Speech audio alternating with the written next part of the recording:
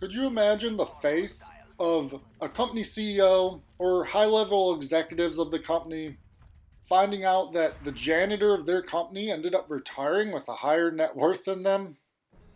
What's going on, everyone? Today, we're going to be talking about a guy named Ronald Reed. This is a new type of video for me and my channel, but I, as a finance nerd, am completely obsessed with stories like this. Ronald Reed? Yes, it is true that he was a janitor. He never worked the typical high-paying job, but he sure as hell knew how to save his money.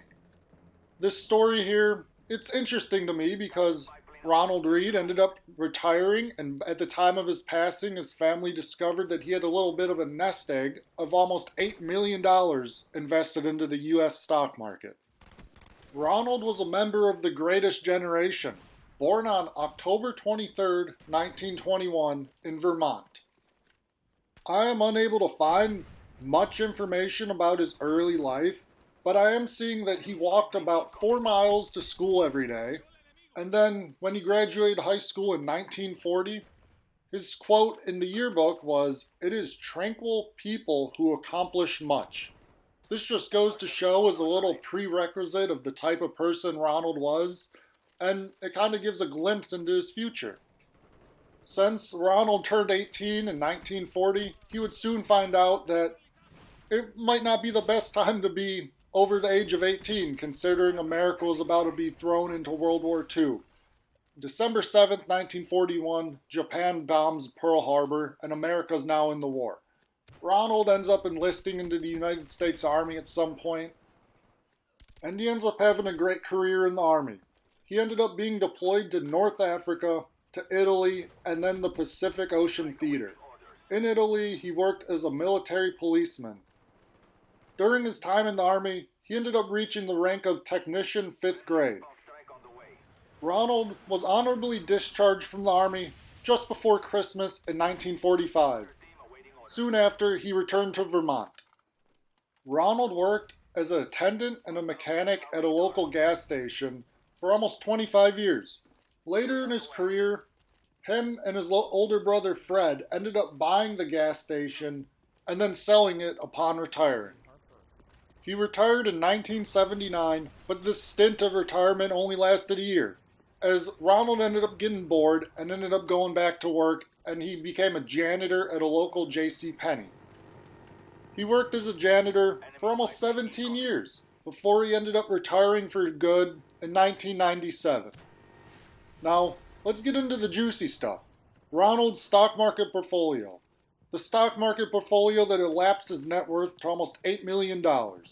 It is noted that Ronald, he was a blue-collar guy, and he also liked to invest into blue-chip stocks. He bought stock in companies that he understood, companies that he knew, and companies that he knew exactly what they would be doing. It is said that he ended up passing on stocks of technology companies, aka companies that he didn't understand. A few examples of stocks that Ronald bought at the time are Pacific Gas and Electric Company, the J.M. Smucker Company, CVS Health, Johnson & Johnson, J.P. Morgan Chase, General Electric, Procter & Gamble, and Dow Chemical Company. These companies all have something in common. They all pay a dividend. And it is said that Ronald mainly focused his investing into companies that did pay a dividend. He would use that dividend income to then purchase more shares of these stocks. When Ronald passed away, he owned over 95 stocks, and they were in all sorts of different industries. An interesting fact that I ended up finding is Ronald actually owned shares of Lehman Brothers when they went bankrupt in 2008. But since his portfolio was so insanely diversified, it minimally affected his portfolio's returns in the future. Nowadays, when we buy stock, we just see it on our phone. But back in Ronald's day of investing, he actually got stock certificates showing that he owned the stock. This was confirmation of him owning the stock. So he needed a place to put them. He actually had a bank safety deposit box that had a stack of papers that was over 5 inches tall of all of his stock certificates of all the stock that he owned. Ronald ended up being a very frugal guy. It is said that There's estimates of his family members saying that he probably invested 40 of every $50 that he received in his life. On top of that, there's a quote from the Wall Street Journal. It says, "He displayed remarkable frugality and patience, which gave him many years of compounded growth."